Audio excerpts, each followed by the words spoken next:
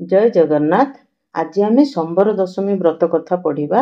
आगू आसुची संबर दशमी व्रत, से संबर दशमी व्रत कथा आपण मानू पढ़ेगी जनाऊँगी। चलतु स्टार्ट करिबा। एक दिन रे सुकमुनि संबर दशमी व्रत कथा सौनकंकु पचारिबारु सौनक मुनि कहिले, हे सुकमुनि, संबर दशमी व्रत बोली एक प्रसिद्ध व्रत अछि। से व्रत कले सिद्धि लाभ हुए, नारी मानकर सौभाग्य लक्ष्मी बुद्धि हुए, सकल मनोरथ सिद्ध हुए, अपुत्रिक माने पुत्र लाभ करती, मूर्त बंछा नारी माने फलप्रद हुअंती, वांछित फल प्राप्ति हुए। एपरी वचन शुणी सुकमुनि पचारिले, एही व्रत करी केउ माने की फल पाउथिले ताहा मते कुहंतु। सौनक कहिले, शुणिबा हुअंतु। एक दिन रे मुनिकुल मुकुट रत्न नारद मुनि द्वारिकांकु शुभागमन करी कृष्ण रुक्मिणी निकटरे प्रवेश हेले। ए समय रे रुक्मिणी देवी नारद मुनि की अर्घ्य देई उत्तम रूपे पूजा कले। रुक्मिणी भक्ति देखी आसन ग्रहण कले।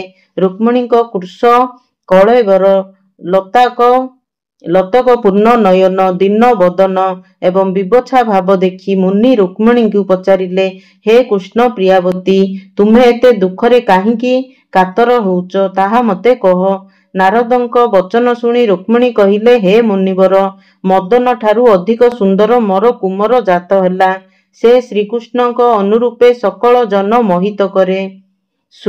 सुतिका भवनरू सेही कुमारंकु कौनसी राक्षस हरण करिनेला। से हेतुरु अति दिना दुखिता होइची।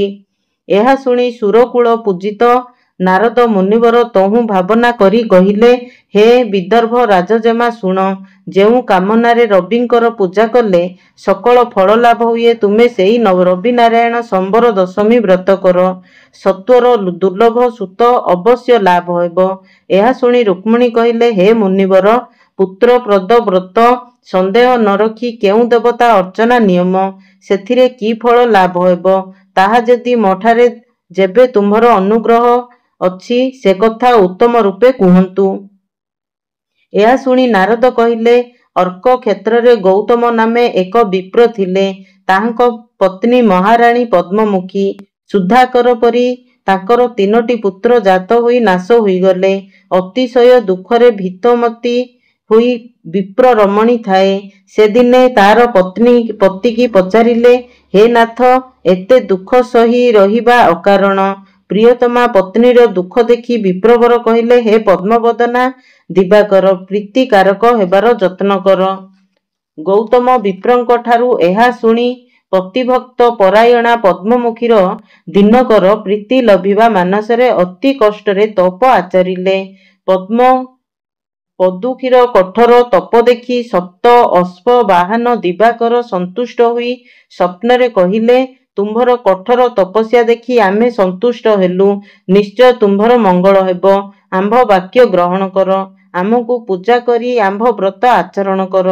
पौष मास शुक्लपक्ष दशमी रे भक्ति मानसरे प्रभातरू उठी विधि रूपे स्नान सारी मोर उदय बेलारे 7 गोटी मंडल निर्माण करिब। तंडुल लिया गुड़ नारिकेल अदा मिसाई मदक करिब। एपरी करी मोहर आगरे नैवेद्य रखी श्रद्धारे उपहार देई पीठ स्थापन करी भक्ति सहित विधि मते पूजा करिब। अर्घ्य गंध पुष्प धूप दीप देव। प्रथम पात्र मदक को काहा सहित कथा भाषा न होई निजे भजन करिब। तापरे मध्याह्न रे भक्ति मते विधि अनुसारे 7 मंडल रे नैवेद्य रखी प्रभात विधि परी पूजा करिब। पूजा मंत्र, ओम श्री सूर्य नारायण स्वाहा। भक्ति मानसरे अर्घ्य देव, आळती करिब, नमस्कार करी स्तुति करिब। हे छाया माया रमण, आपणको अर्घ्य प्रदान करुची, ग्रहण करंतु, आळती ग्रहण करंतु। से प्रकारे संध्यारे पूजा करिब, श्रद्धा भक्ति रे व्रत आचरिब। हे देवी, ए प्रकारे व्रत कले पुत्र जन्म हेब, थिबा पुत्र माने अति सुखरे रहिबे। ए व्रत विधान दिवाकरंक ठारू स्वप्नरे शुणी पद्ममुखी व्रत करी पुत्र संपद लाभ कले। हे विदर्भ सुत, से व्रत सिद्धप्रद व्रत तुम्भे आचरण कर। ନିଶ୍ଚୟ ପୁତ୍ର ଲାଭ ହେବ ଏବଂ ଅକାଳ ମୃତ୍ୟୁ ହେବ ନାହିଁ। ଏହା ରୁକ୍ମିଣୀକି କହି ନାରଦ ମୁନି ମନୋଯାନରେ ଚଢ଼ି ବିଦାୟ ହେଲେ। ରୁକ୍ମିଣୀ ଏକାଗ୍ର ମାନସରେ ବିଧିମତେ ବ୍ରତ କଲେ। ବିଜୟୀ ବୀରବର ପ୍ରଦ୍ୟୁମ୍ନ ସମ୍ବର ଦୈତ୍ୟଙ୍କୁ ସମନପୁରକୁ ପ୍ରେରଣ କରି ବିମାନରେ ବସି ଶ୍ରୀକୃଷ୍ଣଙ୍କ ଅନ୍ତପୁରେ ପ୍ରବେଶ ହେଲେ। ରୁକ୍ମିଣୀ ଏବଂ କୃଷ୍ଣ ପ୍ରଦ୍ୟୁମ୍ନଙ୍କୁ ଦେଖି ଅନ୍ଧଚକ୍ଷୁ ପାଇଲା ପରି ଆନନ୍ଦ ବାରଧିରେ ବଜିଗଲେ। ପ୍ରଦ୍ୟୁମ୍ନ ଶମ୍ବାସୁରଙ୍କୁ ବିନାଶ କରି ଗୃହକୁ ଆଗମନ କଲା ଦିନୁ ସମ୍ବର ଦଶମୀ ବ୍ରତ ଜଗତରେ ବିଖ୍ୟାତ ହେଲା। ଏକାଗ୍ର ଚିତ୍ତରେ ଶ୍ରଦ୍ଧାବାନ ହୋଇ ବିଧି ଅନୁସାରେ ଏହି ବ୍ରତ କଲେ ସୌଭାଗ୍ୟବତୀ ଏବଂ ପୁତ୍ରବତୀ ହୋଇ ନାରୀ ସୁଖ ଭୋଗ କରି ଆରୋଗ୍ୟରେ କାଳଯାପନ କରେ, ସକଳ ସିଦ୍ଧି ଲାଭ ହୁଏ। ଇତି ଶ୍ରୀ ବ୍ରହ୍ମାଣ୍ଡ ମହାପୁରାଣେ ନାରଦ ରୁକ୍ମିଣୀ ସମ୍ବାଦେ ସମ୍ବର ଦଶମୀ ବ୍ରତ କଥା ସମ୍ପୂର୍ଣ୍ଣ।